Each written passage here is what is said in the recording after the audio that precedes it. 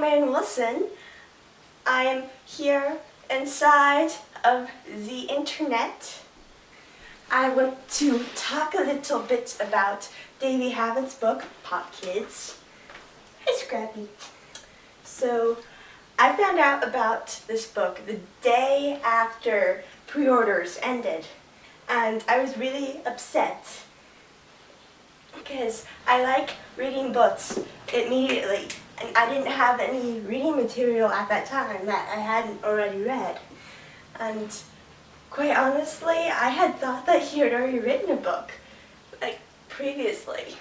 I'll admit that I haven't really been involved in this whole AFI, Black Audio, just flat out Davey Havok scene for a very long time.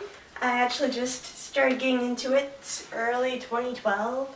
Having read the lyrics and listened to the music, I was thinking there's no way that he hasn't written a book yet.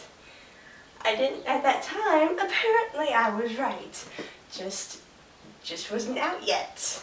So when I found out about this, I was really excited, and I went on the site and it said that pre-orders were sold out, and I was upset. But anyways, yeah. So the book. When I got the book, finally got the book, I wasn't really sure, I didn't really know what to expect. I had no idea, and I didn't really know what kind of story he would come up with. The first time that I read the back of the book, at first, for a second, I thought that he just picked random words out of the dictionary and threaded them together. I finally got the book in the mail. I tore it out of the packaging, and I started reading the prologue. And oh my God, I really liked the prologue and just how grasping it was, and it made me want to read more. I had no idea what the story was. It didn't give anything away, which was great, and I really wanted to read more, and I was so excited. I had so many questions, like what was going on? What does this stuff mean? What? And from the first 2 sentences, it's all screen names now. I have a very difficult time remembering what we used to call each other before this all began, before I became a film great. But here in the silent, warming glow, I have time and cause to reflect. And then we kind of fast forward to one of my many gifts from Biggle, my generous guardian, whose bumblebee sweater is now speckled with awful little hard-to-get-out bloodstains. It's a shame about that sweater. Okay, where did you get the bloodstains? That's not weird at all. And I had previously heard that there were a lot of connections with the music from like Crash Love and a little bit from December Underground. So I already knew that there were some connections with the music, the AFI music. And so I was immediately thinking of like We've Got the Knife and oh, what's it called? Anyways, but I was wondering, like, did they just like kill somebody or what? But from the prologue, it's really good because it makes the reader want to read more, and yes, yeah. Summer. And then we get into the actual story part of the story of the prologue. And I really like how we immediately introduced to Zach. He's being introduced not only in the first chapter, but in the first sentence of the first chapter. I really like how we just get kind of an immediate sense of who Michael is and who Zach is, and it's really interesting. And then also in the first chapter, we meet Sarah slash Stella. She goes by both names, kind of. It all makes sense. There's one thing that I both loved and hated from this book, and that was the sense of time. Like, on one hand, I really liked how time just kind of passed. Like, sometimes it would just be a couple minutes, and other times it would be kind of just a couple hours, and they'd both be described in the same way. because that's really how time seems to pass nowadays. Sometimes it just kind of drags on forever, and other times it's just like that. And so I really liked how Davey Havok was able to capture that in this book with the characters and such. But at the same time, being a reader, I like to know how much time is progressing.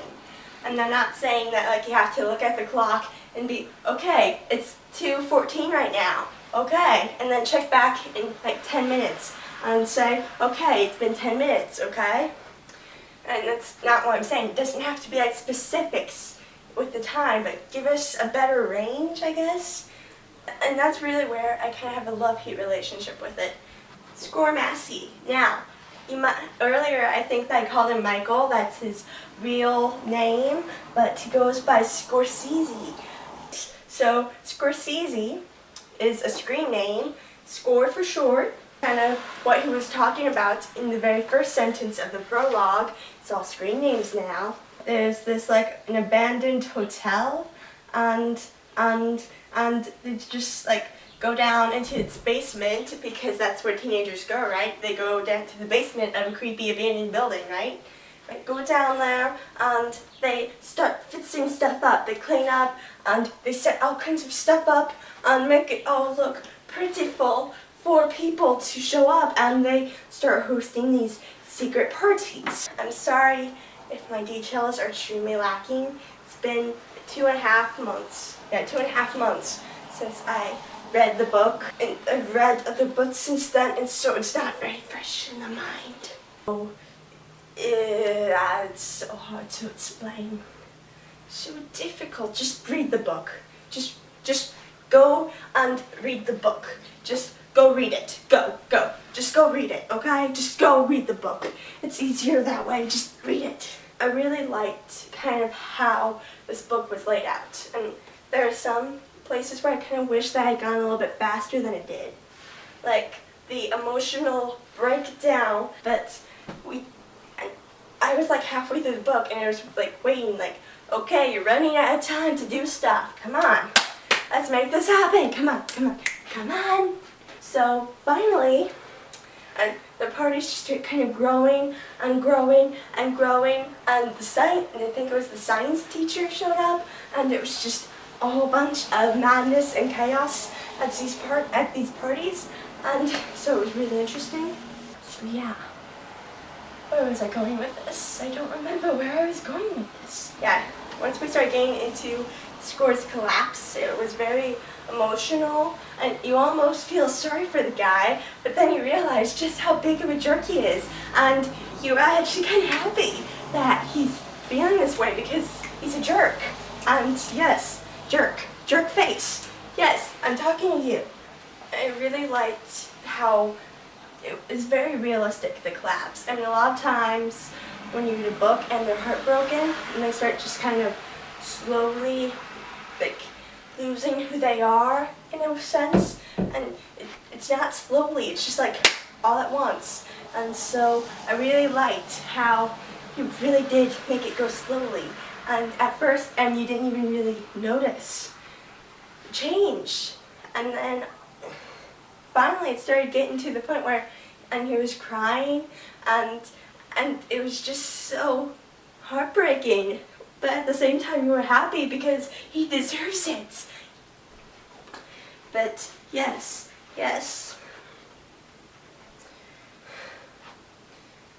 And something else that I noticed, it doesn't really have a whole lot to do with the story, unless it does.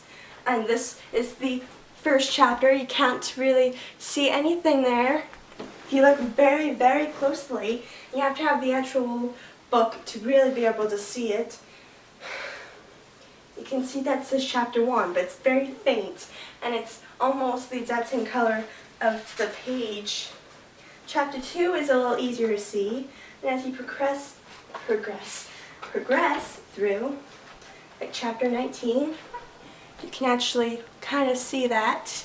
And then like 43, it's even darker, and as you progress through the book, it just gets darker and darker. And so I wonder if that maybe kind of corresponds with how Score changes throughout the book. First, he starts out almost normal, not quite, but almost, close enough.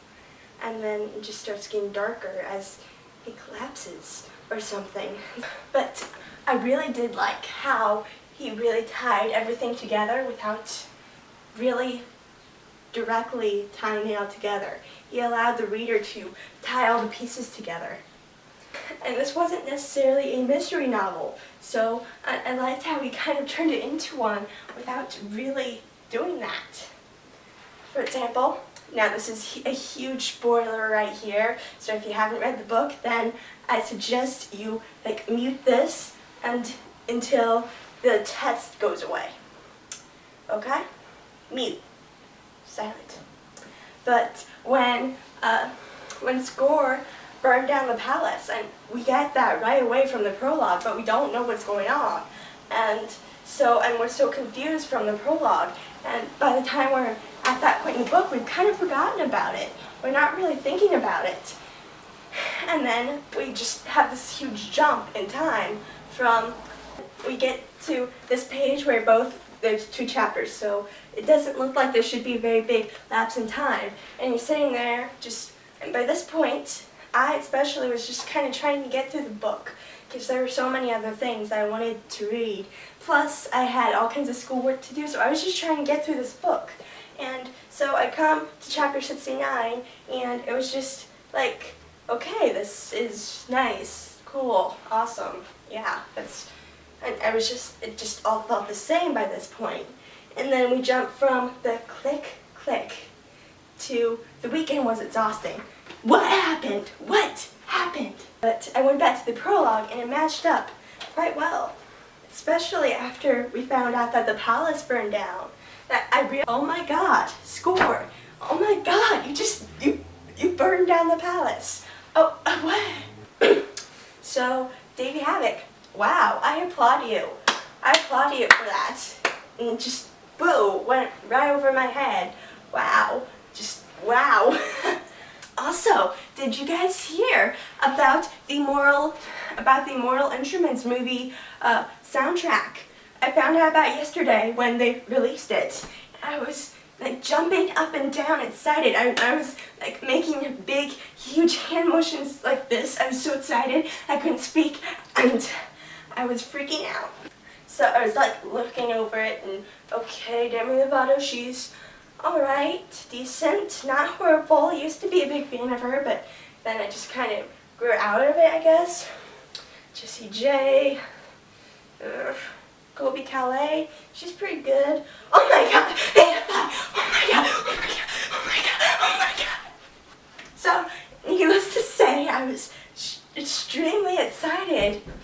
Hello, little teddy. Hi. You gonna wave? Can you wave? Wave. Wave. Don't lick, wave. Wave. Wave. Bye. Bye. Alright, go big for food. Go big. Go big. I'll drink my coffee.